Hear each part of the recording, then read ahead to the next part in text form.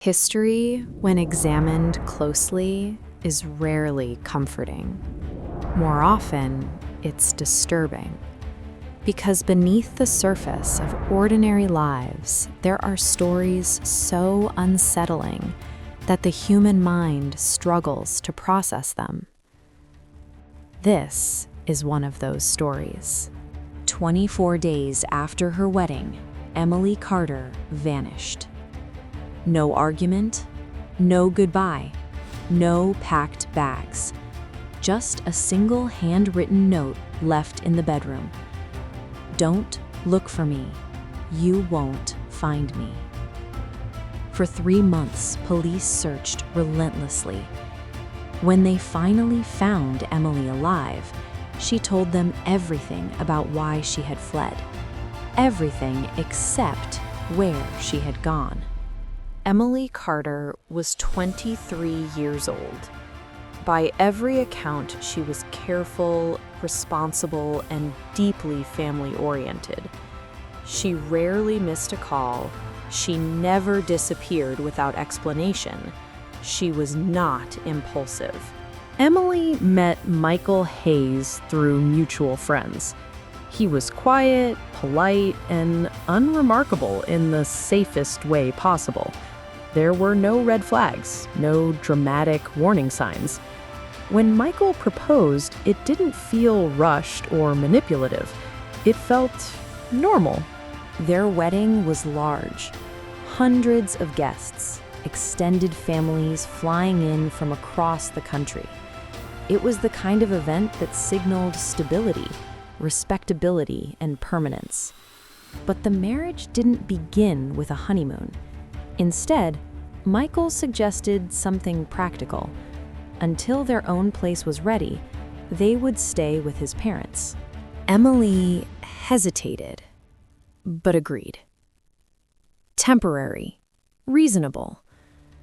That decision would change everything. The Hayes family home was quiet. Not peaceful, just quiet. Immaculate. Controlled. Every object in its place. Michael's mother, Diane Hayes, welcomed Emily warmly. She showed her around, explained routines, storage spaces, household expectations. Nothing felt openly hostile. Nothing felt abusive. But slowly, rules began to surface.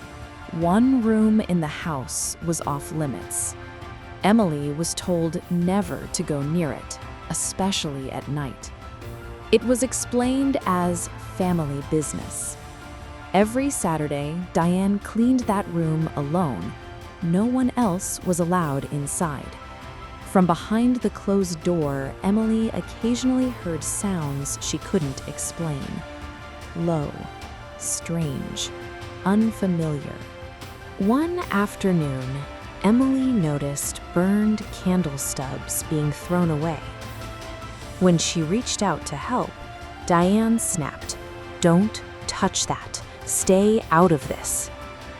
Emily tried to convince herself she was overthinking.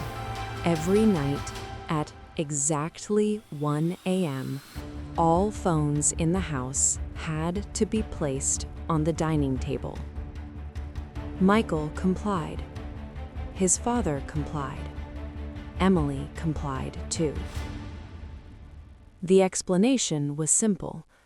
Nighttime calls were disruptive. The effect was isolation. At night, when fear is loudest, Emily had no way to call her parents, no way to talk to friends, no way to explain what she was feeling. Her sleep deteriorated. Her appetite disappeared.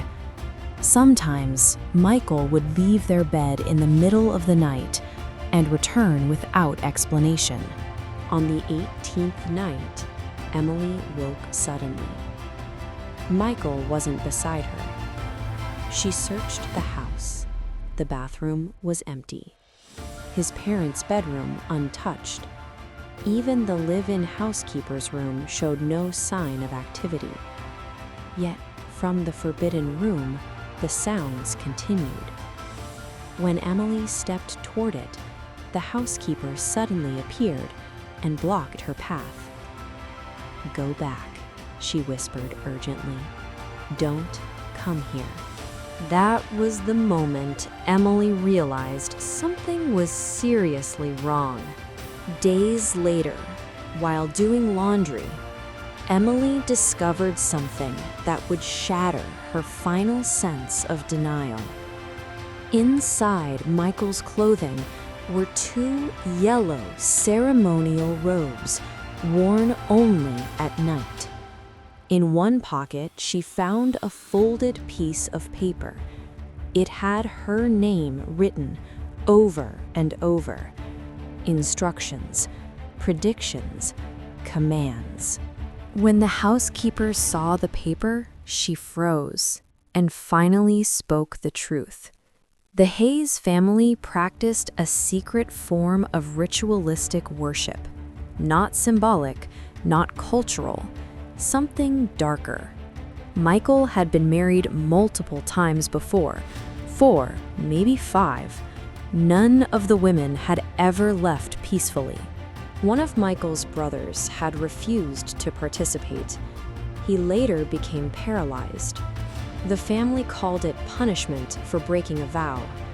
The housekeeper warned Emily plainly, "If you stay here, you will lose yourself. You may lose your mind." Escape was dangerous. The house was monitored. The gate was locked. The housekeeper controlled the key. Any disappearance while the family was away would be blamed on her. One escape attempt failed. After that, Emily was never left alone again. Michael accompanied her everywhere. Shopping, hair appointments, even brief outings. This wasn't care. This was surveillance. On the 24th night after moving in, Emily made her decision. After the family's nightly ritual ended, she pretended to sleep. She waited. No phone, no money, no spare clothes. Sometime after midnight, the front door opened. Emily stepped into the darkness and vanished. The next morning, Michael found the note. Police were contacted, but not by the Hayes family. Emily's parents filed the missing person report. Michael claimed she left voluntarily. Technically true, but not the full story. For 3 months, Emily remained hidden. When police located her, she was alive and coherent. She told them everything. The room, the rituals, the candles, the phone restrictions, the previous wives, the constant control. No crime could be proven. No bodies, no physical evidence, no direct acts of violence. Legally, the case ended. Control doesn't always leave bruises. Psychologists note that isolation, strict rules, and surveillance are common early signs of manipulative relationships. Sometimes, the only way out is to disappear completely. Emily's story is a stark reminder that coercion can take many forms, and that freedom sometimes requires unimaginable courage. If this story made you reflect on controlling relationships, consider this. Help is available, and speaking up can save lives. Have you ever witnessed a situation like this, or recognized subtle signs of control in a relationship? Share your thoughts in the comments below.